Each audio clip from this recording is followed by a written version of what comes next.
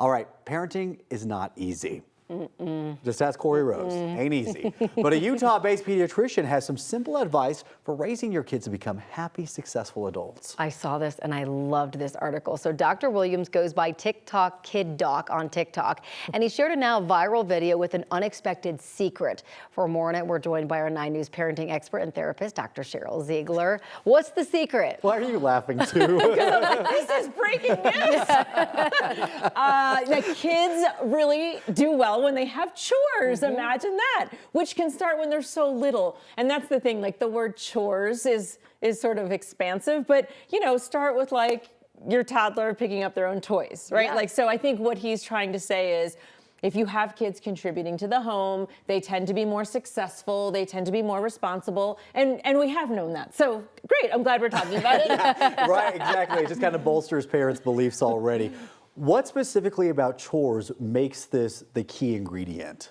Well, it is true. So the key ingredient, and it's funny because anyone older listening to this is really truly probably scratching their heads, but modern parenting is like, I'm here to serve you. Please sit down and I will get you all of everything. I'll clean everything. I'll cook everything. And so what he's saying is everyone can have a role in contributing to the household. By the way, it is not considered a chore to clean your room. Yeah. That is not That's a chore. a duty. Right. Yeah. But put your bike away, you left it on the driveway, put it, that's not a chore. That's a responsibility. Yeah. A chore, and I personally actually don't love the word chore. I say to my kids, they don't have, well, my daughter would say that she has to unload the dishwasher. But I don't like to call it a chore. I just say like, you're pitching in, you're contributing to the household, right? So if kids can do that, when they're younger, put away their toys, and then they can unload dishwashers, set tables, vacuum, do all of those kinds of things, it gives a sense of responsibility greater than themselves. They're not so, because kids are naturally very egocentric. Right. And so it makes them realize, oh, I am contributing, I'm helping mom, I'm helping dad. So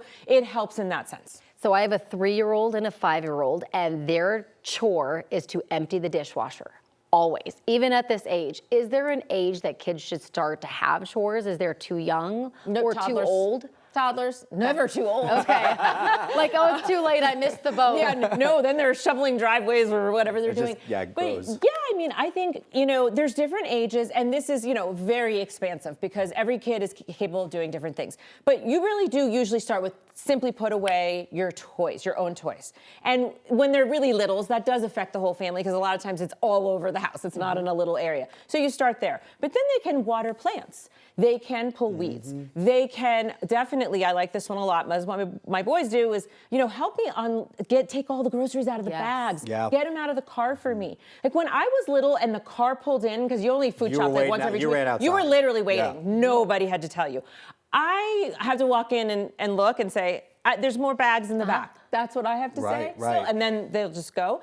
But, put things away. I mean, there's so many things. I also like when they're really littles, the matching of the socks. I just did that with my 11-year-old the other day. I had the biggest pile of just single socks. And I said, let's play the matching game. And that's another thing this pediatrician talked about is like, you can start off by gamifying this in a sense, right? Make it fun.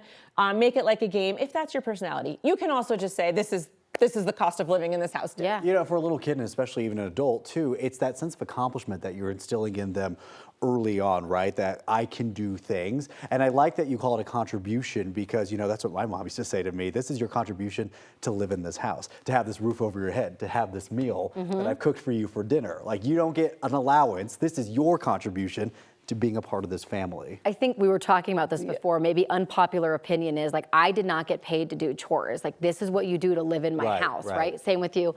It doesn't matter if you're paying for chores or not. Does it change like the successful nature of the kids when they grow up? I don't know if the research shows that. So we do have really good research. Actually, the longest longitudinal study to date that exists is about the consequences of chores as a kid and the outcomes as an adult. And the outcomes as an adult are very positive.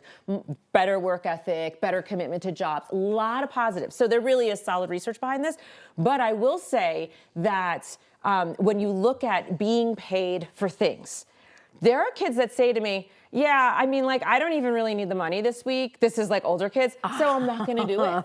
And because that incentive's gone now. The incentive is gone. Like they're 12, and first of all, if they go to Starbucks and they go to the movies and they still go to the mall with some money, they're really not as motivated. So all of a sudden, the first time I heard that, I thought, oh, this is just another thing why I don't pay for chores. Because I just, like sometimes they'll say, my friends get.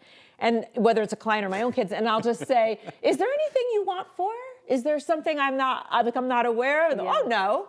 Okay, then that's different, right? And you can always go above and beyond. When when you really need some money, you can detail a car. To me, that's above and beyond. Now you're serving me, maybe my car. Yes. Okay, but I think for the most part, it's your ticket to living. I like it. I like it. All right, Dr. Ziegler, thank you for helping us out this morning. Let's send it over to another good mama right now. We got Keely Chalmers with a check of your forecast.